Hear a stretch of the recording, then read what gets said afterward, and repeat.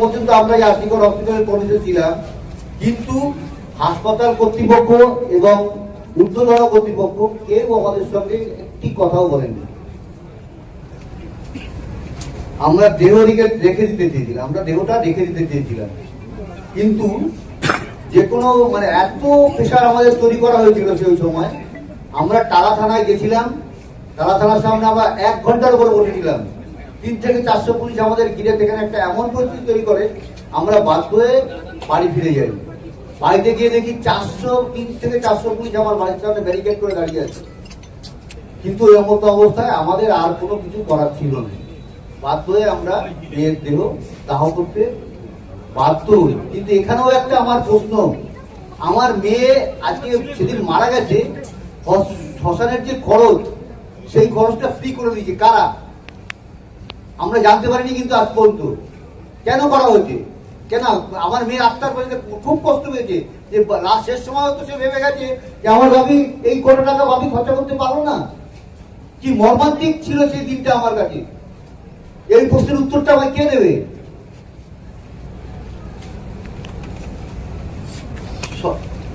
যখন আমার মেয়ের দেহ আমার ঘরে সাহিত্য ছিল, তখন ডিসি নর্থ আমাদের ঘরের একটা গলিতে ঢুকে ঘরের ভেতরে তিনি আমাকে টাকা দেওয়ার চেষ্টা করেন এবং তার যা জবাব দেওয়ার আমরা সঙ্গে সঙ্গে সেই জবাবটা দিয়েছি।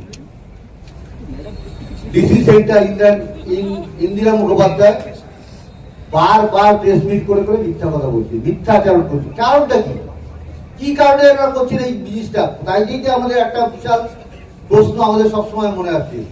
আমার এই সমস্ত প্রশ্নের উত্তর কে দেবে? পুলিশ, প্রশাসন, না হাসপাতাল কর্তৃপক্ষ, স্বাস্থ্য ভবন?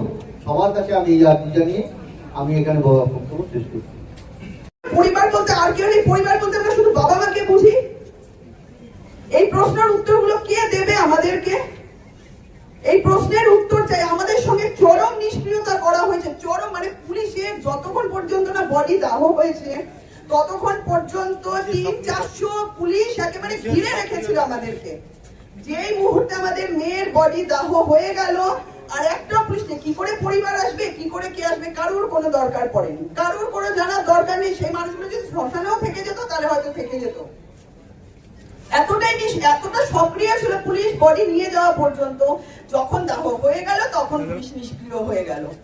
ঘরে ঢুকে পুলিশ টাকা অফার করছে বাবা মাকে। যেখানে আমরা আমাদের মেয়ের বডি নিয়ে বসে রয়েছি ঘরে, পরিবারের প্রত্যেকটা লোক চোখের জলে তাকাতে পারছি না, তখন পুলিশ গিয়ে টাকা অফার করছে আমাদেরকে।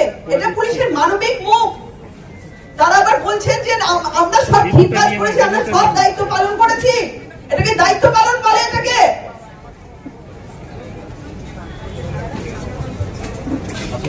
আমি এই অভাগী অভয়ার দাদা রাখিটা এবার বাঁধতে পারি।